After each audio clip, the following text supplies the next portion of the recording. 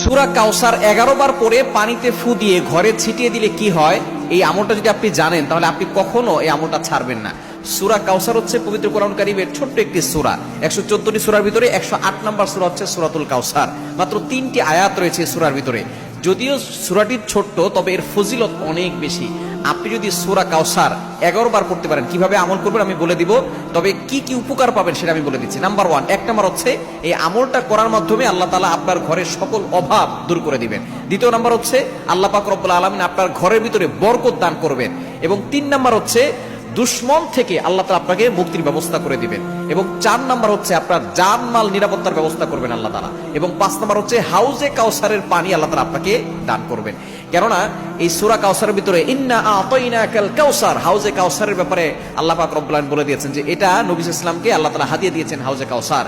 একমাত্র আমাদের নবীজি সাল্লাল্লাহু আলাইহি ওয়াসাল্লাম তার উম্মতদেরকে হাউজে কাউসারের পানি পান করাবেন, যা সাদা হচ্ছে দুধের থেকেও বেশি সাদা এবং মধুর থেকেও বেশি মিষ্টি।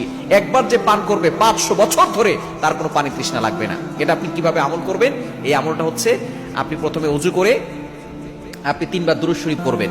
এরপরে হচ্ছে আপনি সূরা কাউসার 11 বার পড়বেন। শেষে আবার 3 বার দুরূদ শরীফ পড়বেন, পরে আপনি পানিতে ফু দিয়ে ওই পানিটা খাবেন।